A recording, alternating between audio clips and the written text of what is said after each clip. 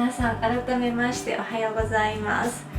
最近バタバタしていて美容室の予約が取れていなかったんですが、白髪の浮きや髪色のくすみがちょっと気になってきたので、今朝は自宅で髪を染めてみようと思います。で、今回使うのはこちら、カラリスです。カラリスは忙しい女性の毎日に寄り添ってくれる新しいヘアカラーサービスで、無料のウェブカウンセリング機能を使えば約1万通りの中から自分だけの髪色をオーダーメイドで選べて、それが自宅に早く届くんです。これが無料のウェブ診断なんですけど、たった数ステップ答えるだけで約1万通りの中から私だけのヘアカラーを提案してくれるんです。私は今回ナチュラルトーン 4.0 を選びました。髪質やダメージの状態まで見てくれるので、自分に合った色が分かる安心感がすごくありましたし、似合う色を知れるってやっぱり嬉しいですよね。では早速開けてみたいと思います。中に入っているものは、まずこちらがプレミアムヘアマスク、カラーベースが2本、カラーディベロッパー、染め時間指定カード、カップとブラシ、ケープ、イヤーキャップ、手袋まで入っています。もう必要なもの全てが揃っているのがありがたいです。そしてこちらがすごく親切だなと思ったんですけど、中にヘアカラー使用説明書が入っていて、こんな感じでステップを確認しながら使えるのがすごくいいなと思いました。では早速使ってみたいと思います。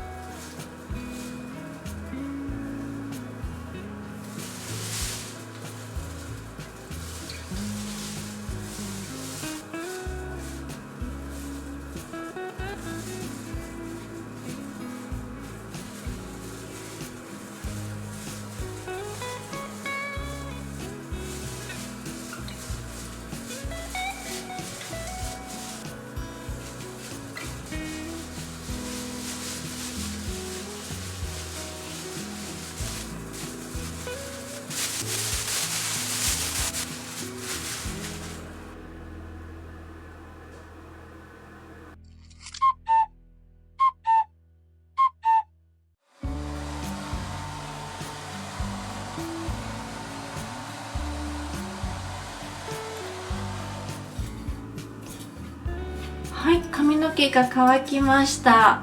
サロンカラーと同じ手法なのでダメージが本当に少なくて、色もしっかり入っています。色ムラもなくて透明感がすごいです。手ぐしでもトゥルントゥルンで指通りが本当に滑らかです。軽やかで柔らかい仕上がりになって本当に理想の髪色になりました。これが家でできるなんて正直感動です。